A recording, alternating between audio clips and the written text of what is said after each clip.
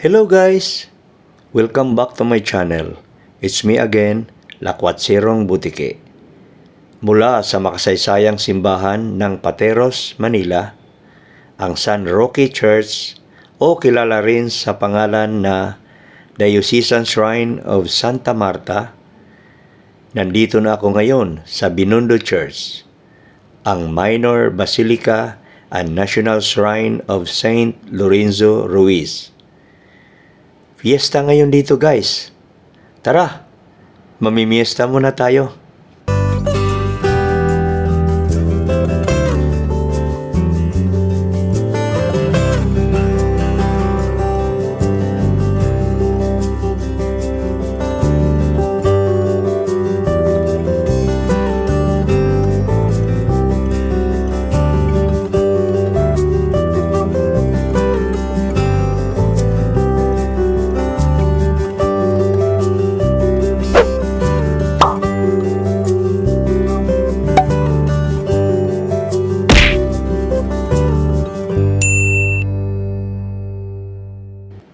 Binondo Church, also known as the Minor Basilica and National Shrine of Saint Lorenzo Ruiz, and formerly known as Our Lady of the Most Holy Rosary Parish, is located in the district of Binondo, Manila, fronting Plaza San Lorenzo Ruiz in the Philippines.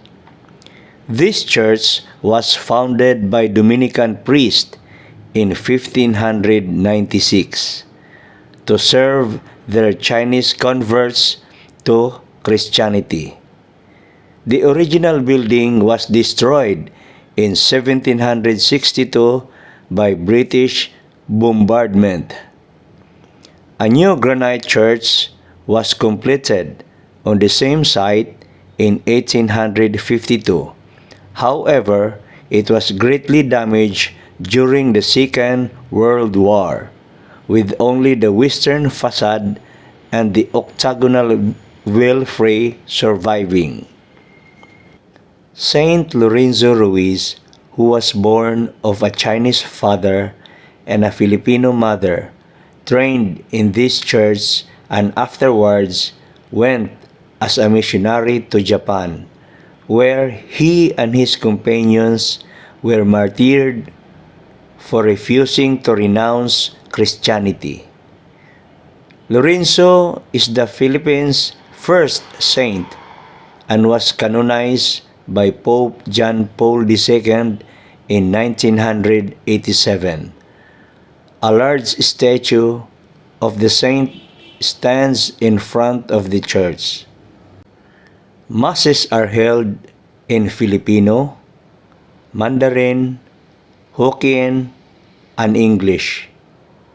As of 2021, the parish priest and rector is Reverend Father Andy Lim. Even before the arrival of the Spanish to the Philippines, there was already a community of Chinese traders living in Manila. The population of Chinese traders increased with the advent of Spanish colonization of the Philippines due to increased trade between the islands. The upsurge in their population prompted the Catholic missionaries to manage the conversion of the Chinese population to the Christian faith. In 1596, Dominican priests founded Binondo Church to serve their Chinese converts to Christianity as well as to the native Filipinos. A church had been constructed before 1614. When transferred to its present site in the 18th century, a new church was built to accommodate new churchgoers. In 1778, the roof was replaced with nipa as the wood was destroyed by termites. In 1863, the church was slightly damaged by earthquake. The original structure has sustained damages during wars and various natural disasters. Domingo Cruz E. Gonzalez supervised the construction of the dome in 1781. The current granite church was completed on the same site in 1852 and features an octagonal pagoda-like bell tower which suggests the Chinese culture of the parishioners. The church was burned during the British invasion of 1762. Another one was quickly built following the occupation. Improvements were made in the 18th century, but the edifice was again destroyed in the 1863 earthquake. It was rebuilt in the grandeur, the remains on which we see today. Before the war, it was considered as one of the most beautiful churches in the country. Its bell tower was composed of 5 stories, octagonal in shape. At its top was a mirador, viewing window. This roof was destroyed during the 1863 earthquake. American bombing on September 22, 1944 destroyed the structure. Everything, including the archives of the parish, were burned.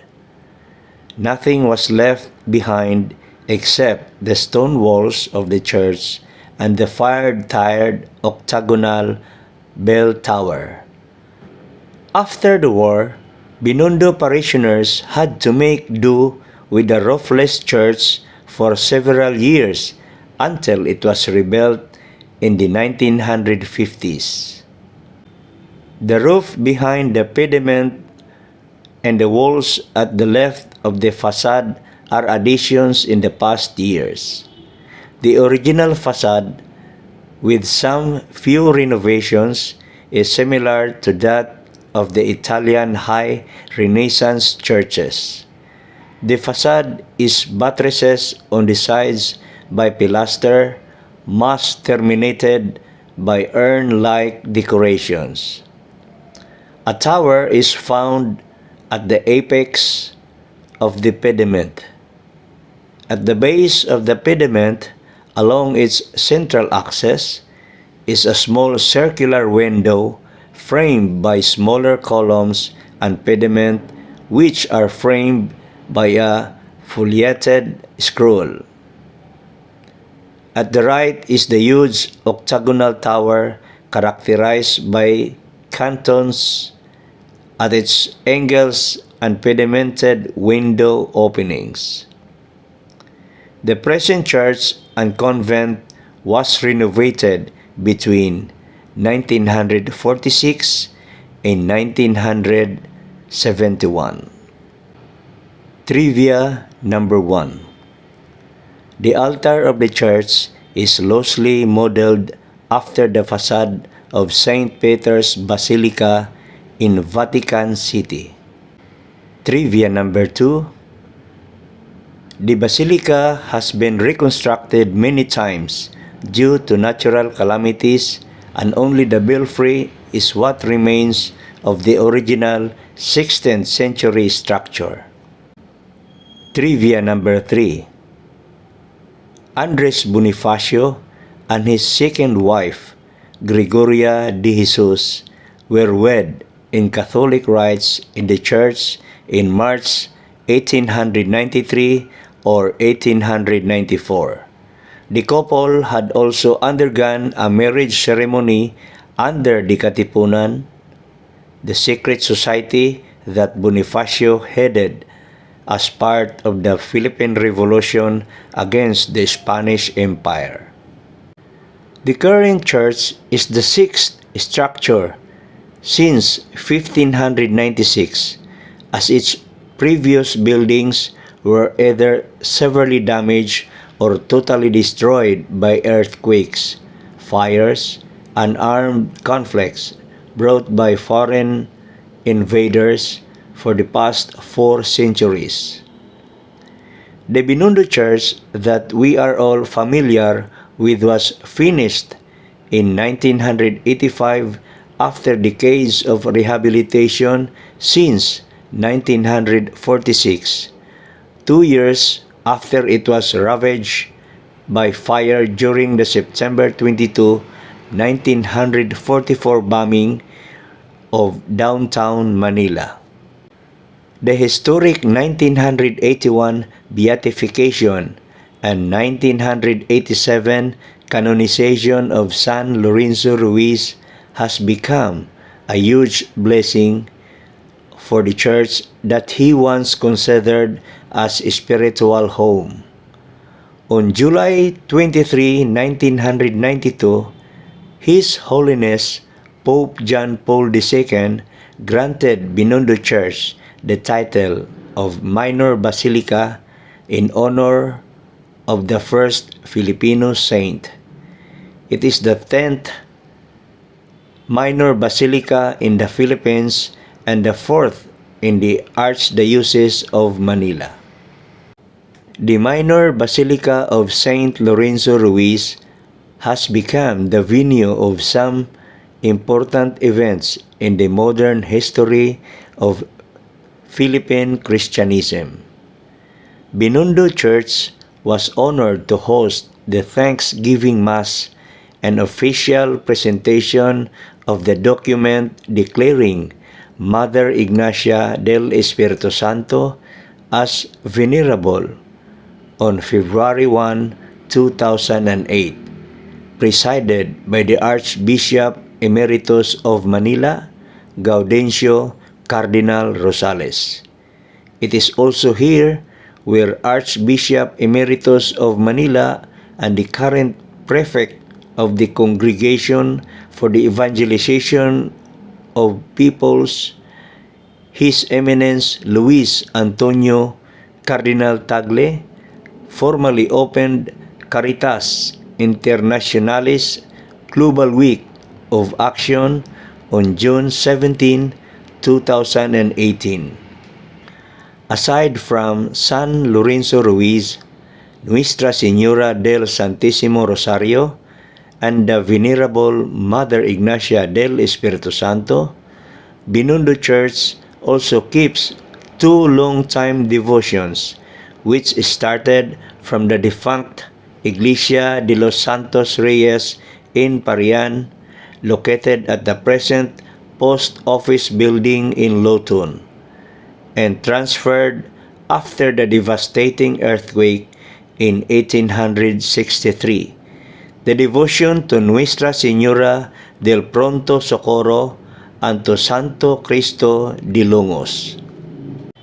In commemoration of the 5th centenary of Christianity in the Philippines in 2021, the Proto-Martyrs' Home was once again take part in this memorable milestone in our faith, as it was chosen as one of the 12 Jubilee churches of the Archdiocese of Manila.